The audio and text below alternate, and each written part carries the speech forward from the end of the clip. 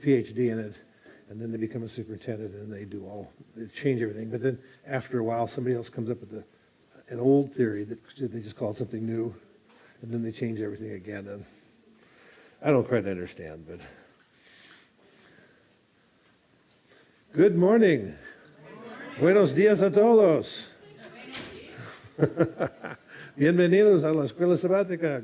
Welcome to Sabbath School. Glad to see you here. It's big for the first part of the class. Usually it doesn't get this big till the end. Now it's big at the beginning. Visitors, yes, welcome visitors. Gresham, I heard something about. All you from Gresham? Okay. We love you anyway. You want to move over here, that's fine. No, thank you, though. Staying at Eagle Crest or something? Did we what? Staying at Eagle Crest? No, sisters. Oh, sisters, okay. A lot of times we get people from Eagle Crest that come to church and they're just visiting. Okay, let's have prayer and begin. Lord, we invite you here today. Help us to understand more about Joshua and the dynamic that was all involved there. Help us to learn from that and become better people and better leaders for you. We thank you. Amen. Well, this is a new beginning, isn't it? New beginning, a new quarter. Today's lesson 1, isn't it? No. Oh, yep.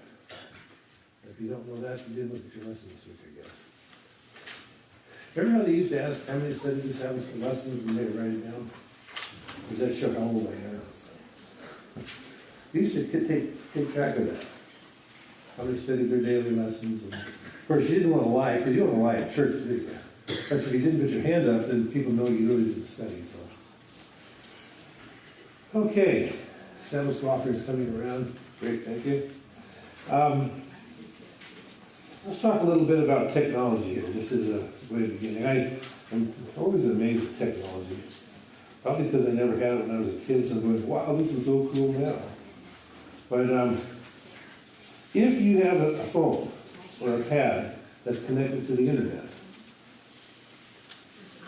you don't need a Sabbath School lesson anymore. You don't need a Bible anymore if you've got this kind of connectivity. That's why it's good to have some Bibles. I got a whole shelf full of them at home.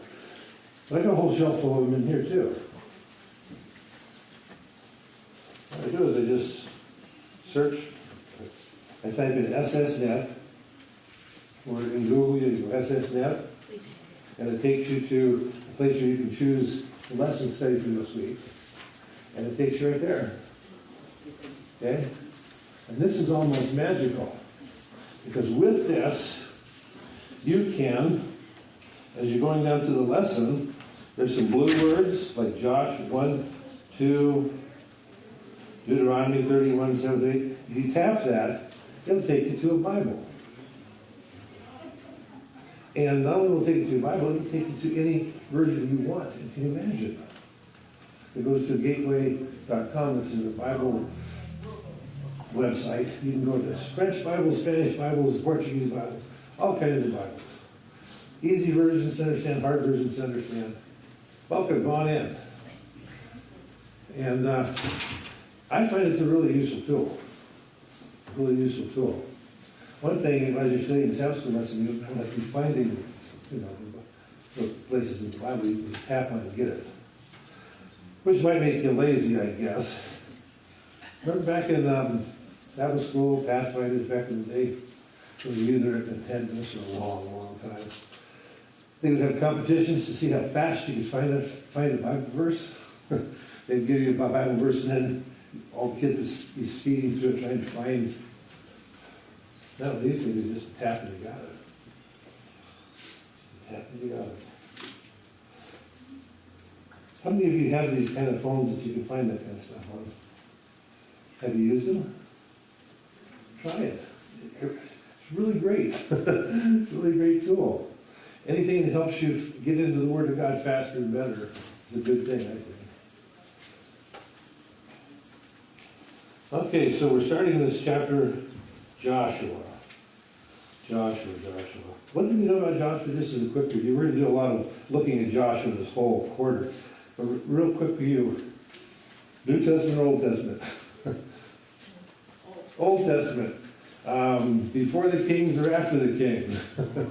Before. Abraham's day? No. Moses. Moses and him were sort of at the same time, weren't they? Sort of at the same time. In the first part of the Sabbath School Quarterly, has like this big introduction. It's called Second Chances, the Book of Joshua. It says the Book of Joshua marks the transition from the leadership of Moses to that of Joshua. Now Moses had been the leader for how many years? 40. 40? Maybe a hair longer. They wandered for 40. Wasn't there a little bit of time before the 40 started? So now we got Joshua coming along. It begins with the story of Israel entering the promised land and ends with them settling in that land. That's what the book of Joshua is. That's what we'll be looking at over this whole quarter. Them going in and then settling it. Joshua indeed had a tough act to follow. That is, to pick up where Moses had left off. But that challenge was only the beginning. Joshua was to do what Moses never did. Take the nation after 40 years in the desert, across the Jordan, and into Canaan, according to the promise that God had made to the fathers years before. Moses, my servant, is dead. Now therefore arise. Go over this Jordan, and you and all this people, to the land which I am giving to them. To the land which I am giving to them. Isn't that a little strange way of saying it? Yes. When he was a young man, though, wasn't he one of the two that wanted to go in instead of wandering the 40 years? Yes. He was a young man then. See, he was convinced way 40 years before. This was their land. And God's big enough to give it to them. Don't worry, we can do it. Yeah, we look like grasshoppers and stuff, but we can still do it because our God is big. But God says, into the land which I am giving them. It's like a present thing. It hasn't really happened yet. Was this their first attempt to cross Jordan? That Joshua took over? I think it's the first attempt. Yeah. Is it anybody have a better understanding? They came up to there 40 years before, and Didn't was supposed to cross go through, and you know the story. Sent the 12 spies. Right. They've been right there twice. Yeah. So This was the second time, too, the first time they will be crossing it. The Right. first time they were sent back for 40 more 40 years in years. the desert, Because and they're then not- they came up to across again. Yeah. Yeah? But didn't they, after God told them they had to go back in the wilderness for 40 more years, didn't they say we're going to go anyway? Yeah. And what happened? Be defeated. It seems like when you do things without God's blessing, it doesn't work too well, does it? In fact, it works pretty horribly a lot of times. Moses, my servant, is dead. Now therefore arise, go over this Jordan, you and all this people, to the land which I am giving them, the children of Israel. If you were a group of people, if you were in part of a group of people, what would be the faith that you'd have to cross over that river? And I'm thinking this whole big group of people, lots of people, women and children and livestock and everything, and they're all going to cross that river. Now, if you've ever studied battles, war, which side of the river do you not want to get caught on? The one with the river's to your back and it's hard to get away. Okay? You don't want to be trapped up against something you can't retreat across easily in case things go south. So by crossing the river, it's quite a step of faith on a lot of levels, isn't it? Because they're pretty much saying, God, if we're attacked, you're going to have to take us forward because there's no going back. Yeah. It's part of the lesson, but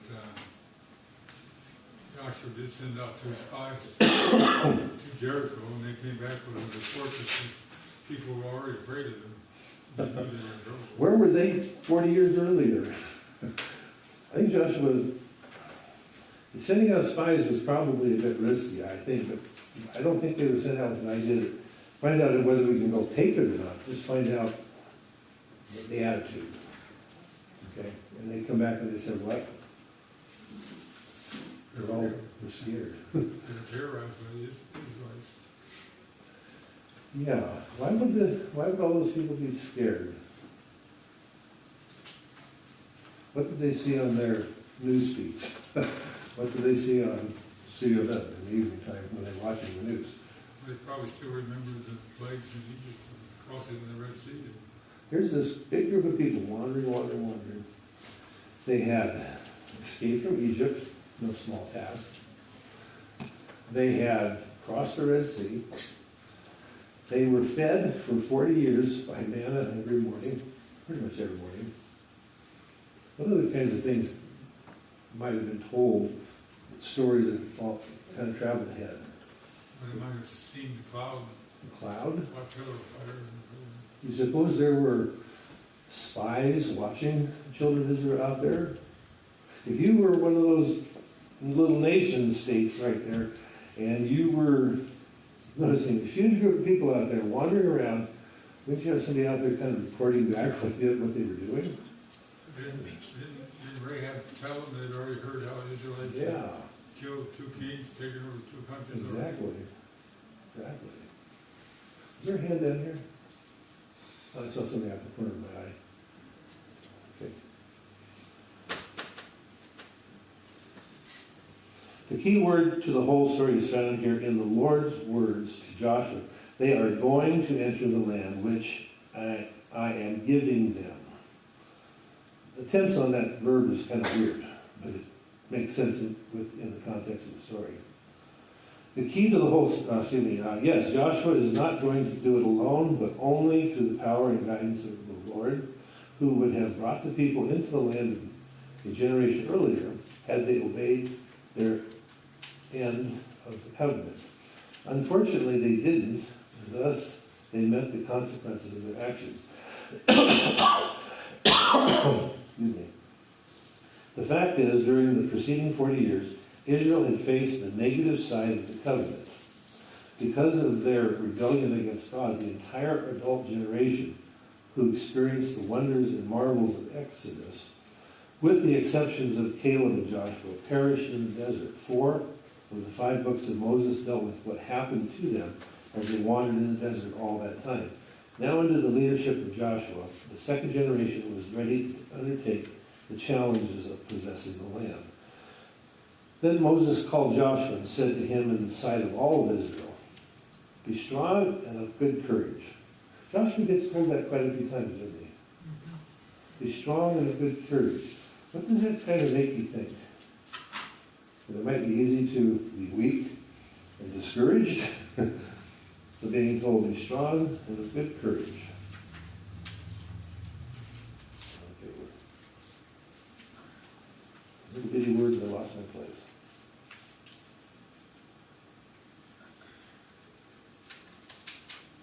Okay. For you must go with this people to the land which the Lord has sworn to you, to their fathers, to give them. And you shall cause them to inherit it. And the Lord, He is the one who goes before you. He will be with you, and He will not leave you nor forsake you. Do not fear or be dismayed. The promises of God given to the patriarchs and to Moses are about to be fulfilled. There is an air of expectation and excitement. A new beginning for the people.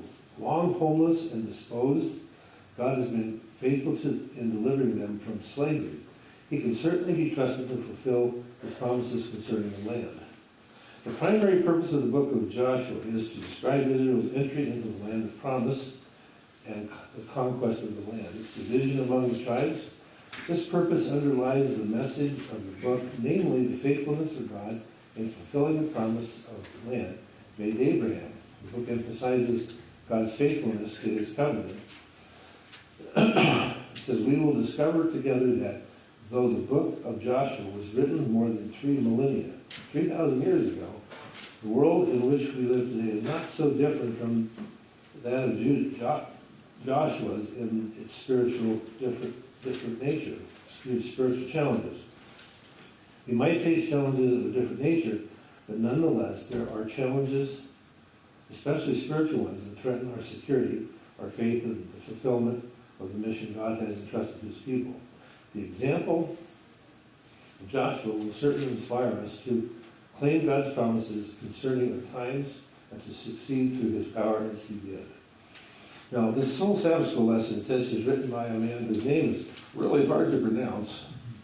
I think it's Barna Magirosi. I believe he's Romanian.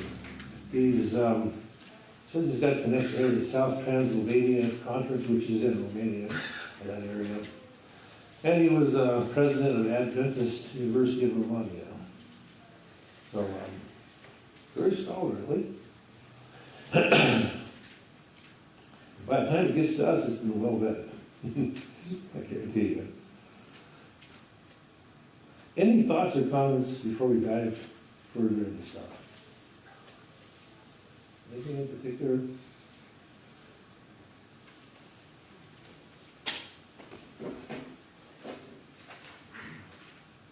Talking about Joshua being encouraged both by Moses and by God to be strong and courageous and all, it makes you think that maybe God saw in him, yes, he'd been helping Moses all this time, but maybe he was just a little bit not quite sure of himself. And God come and reassured, I'm going to be with you, and you'll be able to do what you need to do, the work that I'm giving you. I think maybe that was why that was said there at that point. Or is it possible that when the Israelites, with Aaron's help, made the golden calf, he wasn't strong and he wasn't courageous? They threatened his life. Any of us would have cowered probably, but Aaron had been put in a very important position and he wasn't courageous. Yeah. And he wasn't strong. Where was Joshua during the calf story? He was up on the mountain. No. Yeah, was he up in the mountain a little bit there, maybe not all the way up there, but part of the way up there? That way. He's kind of Moses' shadow, wasn't he? His apprentice. But he was young at that time. I'm not sure how young he was. He was old enough to be a man, but not an old man. We're told he was a soldier. Soldier, so he had to be big enough to fight him. But he was one of the 12 spies. Yeah. So he was over 20 years old when he went into the Canaan initially. You know, of all the people in that group that could have had He it. was one of the leaders of Israel Yeah. already, because they sent leaders Yeah, to of spy out Canaan. all the people that could have been a bit discouraged with this group of people, it might have been him. Because he had to wander around for 40 years, knowing it was going to get over within 40 years, and watching all these people, his friends, his generation die off. That could be discouraging, couldn't it? Well, I think too, Joshua probably was a very humble man. Okay. He didn't feel like he was qualified probably to take Moses' place. And the Lord had to encourage him. You can do this. Yeah, I've never been in a position where I had to take over somebody that I really admired. You know, somebody that you really thought was special, and you're just down here, and then to be thrown in a position where you're taking over the job, that would be really overwhelming, or could be, couldn't it? And if you try to figure out his age kind of thing, later on, Caleb goes to him and asks him if, you know, he can have this particular plot of land for his tribe. And that whole story says that Caleb at that time was 85. So they had already crossed the Jordan. Mhm. And so he was 85, which means that if he had run around in the desert for 40 years, they were somewhere between 20 and 40 years old when. In my mind, I'm They thinking were probably near the same age. Joshua would have at least been 60.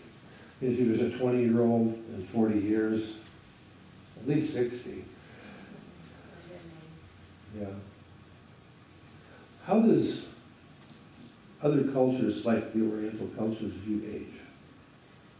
Wise. Wise. I remember living in Taiwan once upon a time, and this lady, they had taken my wife and I out to this trail to go hiking to the hills, and the little child had said something, and the mother had said something, and I didn't quite catch what they were talking about, because I don't speak Chinese. And she says, I just told my son, something about the honorable grandfather. I says, honorable grandfather? She says, yes, you are the honorable grandfather. And I was like 50 at the time. Yeah, so I was the honorable grandfather.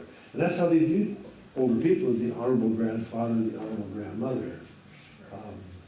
Which is really kind of, makes you feel old real fast, but very humble Are too. grandparents by the time they're 50. It's what? Many people are grandparents by the time they're 50. Yeah, I'm almost 70, I'm not a grandparent. Well, we can't. I missed out. Yeah, I see my brother with all his activities that he does when being a grandfather. Football games, soccer games, school plays, all something like that. I don't have to worry about that. I don't have to mess around with any of that stuff. So. One thing that this technology can do, and you can do this with Gateway, Bible Gateway. You can just go into Google, type in BibleGateway.com, it takes you to the site. If you go through the proper clicks, you can actually get the Bible read to you. Okay? And not only just read to you, it can be read to you in several different languages. It can be read to you by several different kinds of people, English accents, that kind of thing. I'm going to play some for you here. And it'll only take about 20 minutes to go through Joshua 1 through 6, which I think is one of the most fascinating stories in the whole Bible. It's getting into the promised land after all this wandering around. Probably the only other part of the Bible that's as fascinating would be the Gospels. That would be there. So we're going to try something that I have not tried before. We're going to try to mic it and play it and listen to it. And I got caught up in the story. I mean, it's like reading a novel. It's just kind of what's going to happen next. I know what's going to happen next, but you still want to hear it,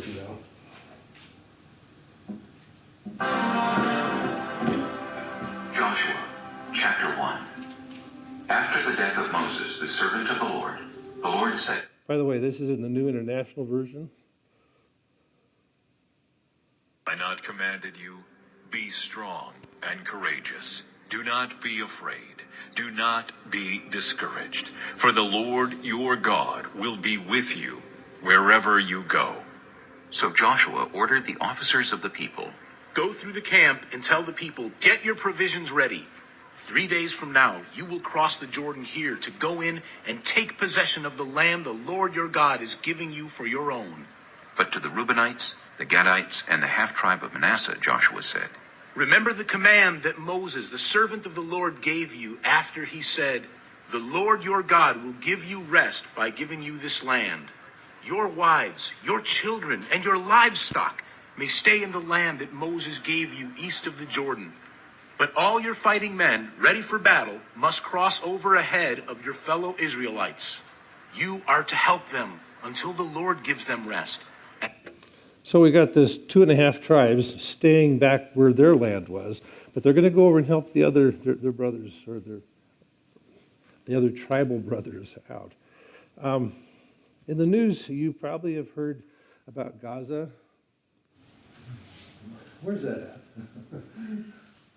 It's over there next to Israel, and it's along the Mediterranean Sea. It's a strip of land, not terribly big, terribly volatile though. And there's also another place called the West Bank. Which West Bank are we talking about? Next to Lebanon. Yeah, a little farther south. You've got the Sea of Galilee, there's the Jordan River coming down, the Dead Sea, and the Dead Sea's where all the rivers kind of stop. It's like, 1,300 feet below sea level or something? Water doesn't leave that place, so it just sits there, evaporates, turns into salt. It's the Dead Sea. The Jordan River is between the Galilee and the Dead Sea. The West Bank would be the western side of that river, western side of Jordan. That's kind of been carved out for Palestine Authority, the one that's over there now. Except for a little piece where Jerusalem pinches in, the West Bank, Bethlehem, all these places are controlled by Palestinians. And you heard people say with Free Palestine and all this kind of stuff lately. And basically we're talking the West Bank is where some of those, that's where Jericho's at, is where some of those places that are very integral in the Bible is at. If you go over at Christmas time to see Bethlehem, depending on what's happening, it may not work too well, because that's in sort of enemy territory as compared to Israel. As he has done for you. And until they too have taken possession of the land the Lord your God is giving them. After that, you may go back and occupy your own land, which Moses, the servant of the Lord, gave you east of the Jordan toward the sunrise. Then they answered Joshua, Whatever you have commanded us, we will do. And wherever you send us, we will go. Just as we fully obeyed Moses, so we will obey you. Only may the Lord your God be with you as he was with Moses. Whoever rebels against your word and does not obey it, whatever you may command them, will be put to death. Only be strong and courageous. Chapter 2. Then Joshua son of Nun secretly sent 2 spies from Shittim. Go, look over the land, he said, especially Jericho. So they went and entered the house of a prostitute named Rahab and stayed there. Wait a minute. Prostitutes in the Bible? Sinners like that? Not children. How do we explain that really to little kids? Or we don't really tell them that part of the story when they're too young. We wait until they're teenagers and they, oh no. But why did they go seek refuge in the house of a prostitute? Maybe because it used to see all kinds of people go there. Well, foreigners coming and going, they would kind of blend in with the crowd. Okay. Rahab, tell me something. What do we know about Rahab? Other than that she was eventually to help the guys out. Something that they didn't know before they went there. Is what? They didn't know that before they went there. Do you think God guided them to prostitute? We don't know why they. Probably. The Bible doesn't tell us. Well, Because God knew her true heart. see, God knows everything. Everything. And he knows the future and the past and all that kind of stuff. And he knows the role Rahab can play and will play, not only in this situation, but hundreds of years down the line. Wasn't Rahab married to a guy, an Israelite, who ended up having Boaz? And she was married to Ruth, who ended up having eventually the line of David, who eventually turned out to be Jesus. So, I mean, she's like the great-grandmother somewhere of Jesus, isn't she? But that wasn't until after that. Yes, but God knows all the stuff. And he knows who to protect, who to guide, who to lead, who to put in the right spot. Yeah. Also, her apartment house was on the outside of the wall. My understanding, I heard on JVN or something, there was an outside of the wall and the inside of the wall, and her apartment was on the outside. Easy for spies to get away. Yeah. Yes. The king of Jericho was told, Look, some of the Israelites have come here tonight to spy out the land. so the king of Jericho sent this message to Rahab. Bring out the men who came to you and entered your house, because they have come to spy out the whole land. But the woman had taken the 2 men and hidden them. She said, Yes, the men came to me, but I did not know where they had come from. At dusk, when it was time to close the city gate, they left. I don't know which way they went. Go after them quickly. You may catch up with them. but she had taken them up to the roof and hidden them under the stalks of flax she had laid out on the roof. So the men set out in pursuit of the spies on the road that leads to the fords of the Jordan. And as soon as the pursuers had gone out, the gate was shut. Before the spies lay down for the night, she went up on the roof and said to them, I know that the Lord has given you this land, and that a great fear of you has fallen on us, so that all who live in this country are melting in fear because of you. We have heard how the Lord dried up the water of the Red Sea for you when you came out of Egypt, and what he did to Sihon and Og, the 2 kings of the Amorites east of the Jordan, whom you completely destroyed. When we heard of it, our hearts melted in fear, and everyone's courage failed because of you. For the Lord your God is God in heaven above and on the earth below.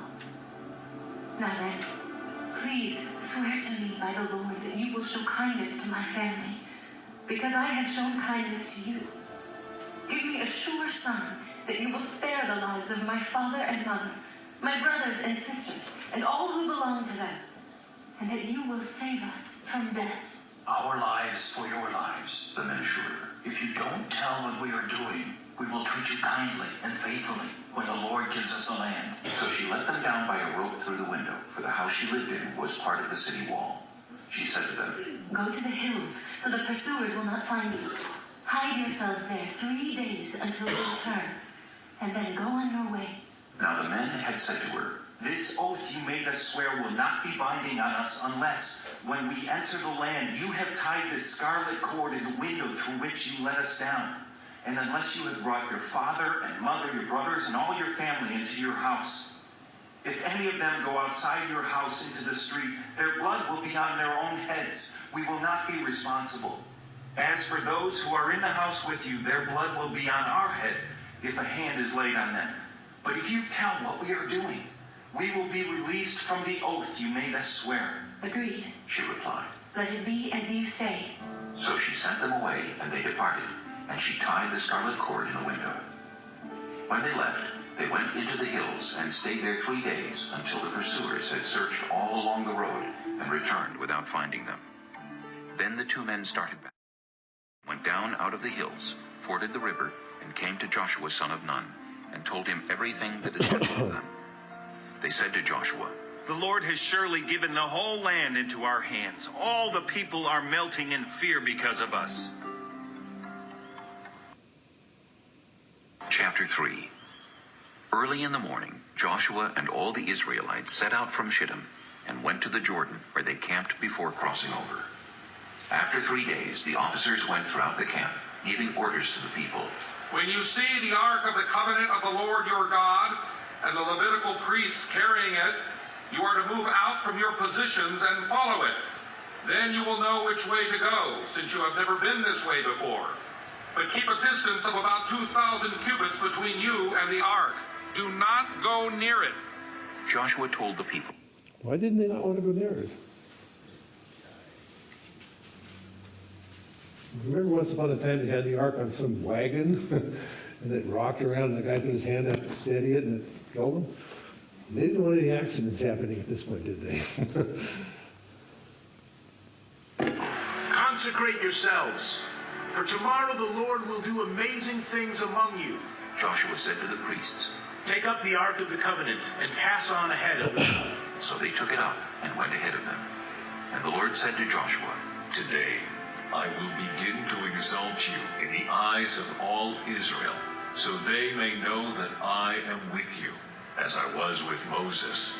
Tell the priests who carry the Ark of the Covenant, when you reach the edge of the Jordan's waters, go and stand in the river. Joshua said to the Israelites, Come here and listen to the words of the Lord your God. This is how you will know that the living God is among you, and that he will certainly drive out before you the Canaanites, Hittites, Hivites, Perizzites, Girgashites, Amorites, and Jebusites.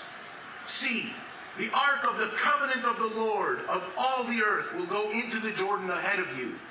Now then, choose 12 men from the tribes of Israel, one from each tribe, and as soon as the priests who carry the ark of the Lord of all the earth, set foot in the Jordan, its waters flowing downstream will be cut off and stand up in a heap. So when the people broke camp to cross the Jordan, the priests carrying the Ark of the Covenant went ahead of them. Now the Jordan is at flood stage all during harvest. Yet as soon as the priests who carried the Ark reached the Jordan and their feet touched the water's edge, the water from upstream stopped flowing. It piled up in a heap a great distance away at a town called Adam in the vicinity of Zarethan, while the water flowing down to the Sea of the Arabah, that is the Dead Sea, was completely cut off. So the people crossed over opposite Jericho. The priests who carried the Ark of the Covenant of the Lord stopped in the middle of the Jordan and stood on dry ground, while all Israel passed by until the whole nation had completed the crossing on dry ground. Chapter 4. When the whole nation had finished crossing the Jordan, the Lord said to Joshua, Choose 12 men from among the people, one from each tribe, and tell them to take up 12 stones from the middle of the Jordan, from right where the priests are standing, and carry them over with you, and put them down at the place where you stay tonight. So Joshua called together the 12 men he had appointed from the Israelites, one from each tribe, and said to them, Go over before the ark of the Lord your God into the middle of the Jordan. Each of you is to take up a stone on his shoulder according to the number of the tribes of the Israelites, to serve as a sign among you. In the future, when your children ask you, what do these stones mean? Tell them that the flow of the Jordan was cut off before the ark of the covenant of the Lord. When it crossed the Jordan, the waters of the Jordan were cut off. These stones are to be a memorial to the people of Israel forever. So When I heard this the first time, I'm thinking, what memorials am I making to the Lord for my children or for the children around me? What was the purpose of those stones? So when your children look at these in the future, this pile of stones, where do those come from, Dad? Well, I'll tell you where they come from, over there in that river. Well, how did you get them out of the river? Well, it wasn't a river when we crossed it, it was dry land. Well, how did that happen? And you tell them about God and all the miracles. I think I'll challenge you today to try putting up some kind of monuments to remind you of the Lord and remind those that ask you about it, who the Lord is. I'm not saying stones out of a river, just be creative. Be creative. So the Israelites did as Joshua commanded them. They took 12 stones from the middle of the Jordan, according to the number of the tribes of the Israelites, as the Lord had told Joshua, and they carried them over with them to their camp, where they put them down. Joshua set up the 12 stones that had been in the middle of the Jordan at the spot where the priests who carried the Ark of the Covenant had stood, and they are there to this day. Now the priests who carried the Ark remained standing in the middle of the Jordan until everything the Lord had commanded Joshua was done by the people, just as Moses had directed Joshua. The people hurried over, and as soon as all of them had crossed, the Ark of the Lord and the priests came to the other side while the people watched. The men of Reuben, Gad, and the half-tribe of Manasseh crossed over, ready for battle, in front of the Israelites, as Moses had directed them. About 40,000 armed for battle crossed over before the Lord to the plains of Jericho for war. That day the Lord exalted Joshua in the sight of all Israel, and they stood in awe of him all the days of his life, just as they had stood in awe of Moses. Then the Lord said to Joshua, Command the priests carrying the Ark of the Covenant law to come up out of the Jordan. So Joshua commanded the priests, Come up out of the Jordan. And the priests came up out of the river carrying the Ark of the Covenant of the Lord. No sooner had they set their feet on the dry ground than the waters of the Jordan returned to their place and ran at flood stage as before. On the 10th day of the first month, the people went up from the Jordan and camped at Gilgal on the eastern border of Jericho. And Joshua set up at Gilgal the 12 stones they had taken out of the Jordan. He said to the Israelites, In the future, when your descendants ask their parents, what do these stones mean? Tell them, Israel crossed the Jordan on dry ground. For the Lord your God dried up the Jordan before you until you had crossed over. The Lord your God did to the Jordan what he had done to the Red Sea when he dried it up before us until we had crossed over. He did this so that all the peoples of the earth might know that the hand of the Lord is powerful, and so that you might always fear the Lord your God. Chapter 5. Now when all the Amorite kings west of the Jordan, and all the Canaanite kings along the coast, heard how the Lord had dried up the Jordan before the Israelites until they had crossed over, their hearts melted in fear, and they no longer had the courage to face the Israelites. At that time the Lord said to Joshua, Make flint knives and circumcise the Israelites again. So Joshua made flint knives and circumcised the Israelites at Gibeath-Haaraloth. Now this is why he did so. All those who came out of Egypt, all the men of military age, died in the wilderness on the way after leaving Egypt. All the people that came out had been circumcised, but all the people born in the wilderness during the journey from Egypt had not. The Israelites had moved about in the wilderness 40 years, until all the men who were of military age when they left Egypt had died, since they had not obeyed the Lord. For the Lord had sworn to them that they would not see the land he had solemnly promised their ancestors to give us, a land flowing with milk and honey. So we raised up their sons in their place, and these were the ones Joshua circumcised.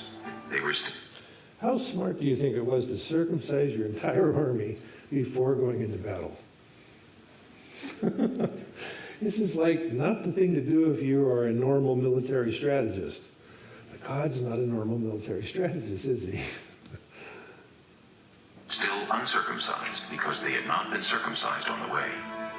And after the whole nation had been circumcised, they remained where they were in camp until they were healed. Then the Lord said to Joshua, Today I have rolled away the reproach of Egypt from you. So the place has been called Gilgal to this day. On the evening of the 14th day of the month, while camped at Gilgal on the plains of Jericho, the Israelites celebrated the Passover. The day after the Passover, that very day, they ate some of the produce of the land, unleavened bread and roasted grain. The manna stopped the day after they ate this food from the land. There was no longer any manna for the Israelites, but that year they ate the produce of Canaan. Now when Joshua was near Jericho, he looked up and saw a man standing in front of him with a drawn sword in his hand. Joshua went up to him and asked, Are you for us or for our enemies? Neither, he replied. but as commander of the army of the Lord, I have now come. Then Joshua fell face down to the ground in reverence and asked him, What message does my Lord have for his servant? So who is this guy? Who? Probably Jesus. It's not the first time that, didn't Abraham meet somebody?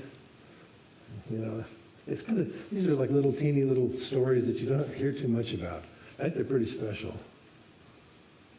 Servant, the commander of the Lord's army replied. Take off your sandals, for the place where you are standing is holy. And Joshua did so. Chapter 6. Now the gates of Jericho were securely barred because of the Israelites. No one went out, and no one came in. Then the Lord said to Joshua, See, I have delivered Jericho into your hands, along with its king and its fighting men. March around the city once with all the armed men. Do this for 6 days. Have 7 priests carry trumpets of ram's horns in front of the ark. On the 7th day, march around the city 7 times, with the priests blowing the trumpets. When you hear them sound a long blast on the trumpets, have the whole army give a loud shout. Then the wall of the city will collapse, and the army will go up, everyone straight in. manner, except that The city and Jericho. The walled area of Jericho, they say, is between 6 and 9 acres. How many of you own at least 5 acres at home someplace? 6 and 9 would be almost, not quite twice that size. That's what the walled city was. And the walled cities walls were 12, 15 feet tall, maybe with some bricks on top, maybe going up to 35 or 40. And the way they were built was they had the stones down low, and then they backfilled it on the backside, and then built the bricks on top of that. And the idea was that, you'd have a higher area. But when this was to fall down, it fell outward. Now think about it, if you were trying to tear a wall down, would you want to bring it back on you? Or push it in the other way? Push it in the other way would fall on the bad guys, not on the good guys. But it fell outwards, which meant some forces acting upon that other than just normal battle forces. When people would come up against the walled city, they would often have to, use battering rams or something to break them down. This didn't happen, though. and all that is in it are to be devoted to the Lord. Only Rahab the prostitute and all who are with her in her house shall be spared, because she hid the spies we sent. But keep away from the devoted things, so that you will not bring about your own destruction by taking any of them. Otherwise, you will make the camp of Israel liable to destruction and bring trouble on it. All the silver and gold and the articles of bronze and iron are sacred to the Lord and must go into his treasury. When the trumpet sounded, the army shouted, and at the sound of the trumpet, when the men gave a loud shout, the wall collapsed. So everyone charged straight in, and they took the city. They devoted the city to the Lord, and destroyed with the sword every living thing in it, men and women, young and old, cattle, sheep, and donkeys. Joshua said to the 2 men who had spied out the land, Go into the prostitute's house and bring her out and all who belong to her, in accordance with your oath to her. So the young men who had done the spying went in and brought out Rahab, her father and mother, her brothers and sisters, and all who belonged to her. They brought out her entire family and put them in a place outside the camp of Israel. Then they burned the whole city and everything in it. But they put the silver and gold and the articles of bronze and iron into the treasury of the Lord's house. But Joshua spared Rahab the prostitute with her family and all who belonged to her, because she hid the men Joshua had sent as spies to Jericho, and she lives among the Israelites to this day. At that time, Joshua pronounced this solemn oath. Cursed before the Lord is the one who undertakes to rebuild this city, Jericho. At the cost of his firstborn son, he will lay its foundations. At the cost of his youngest, he will set up its gates. So the Lord was with Joshua, and his fame spread throughout the land. When the archaeologists dug down where Jericho was at, they found indeed the walls had fallen outward, and it had burned, which is kind of interesting, because that's exactly what the Bible said. Okay? Any thoughts? Any thoughts?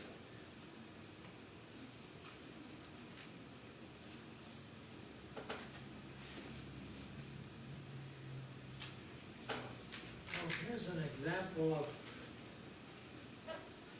God telling Joshua how this city is going to be taken. They obeyed, and it worked. And it worked. Now, the scientists are not exactly sure why the wall fell down. Some think an earthquake may have happened at exactly that time. Well, did God need an earthquake?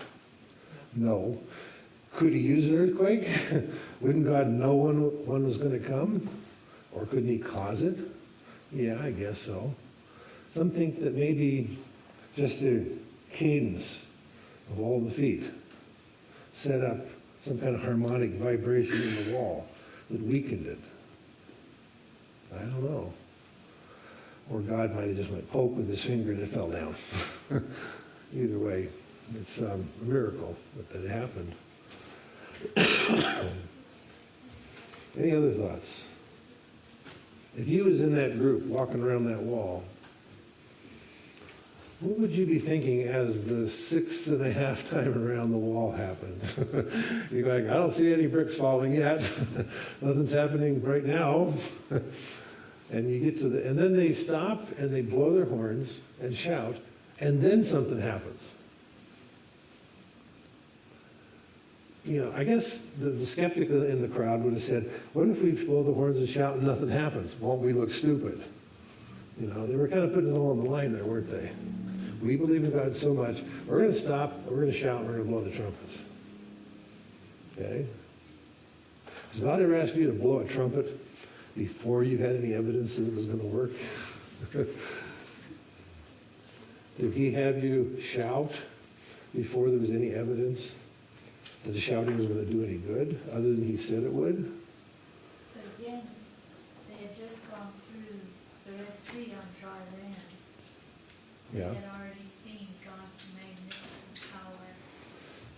And this was the generation that had grown up with their elders telling them, man, did we blow it.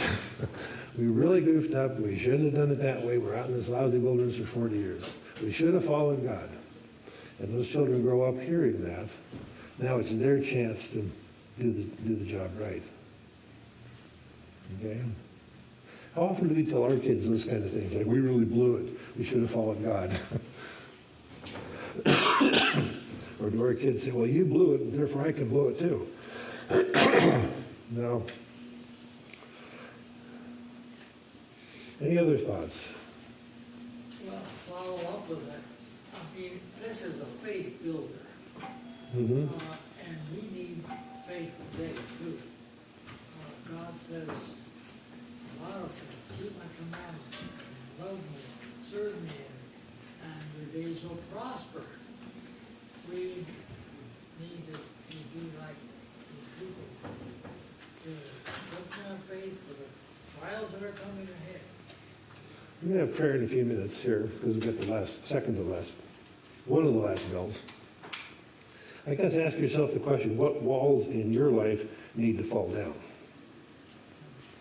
What walls in relationship to your own personal experiences, or maybe as a corporate group, a church, what walls need to fall down?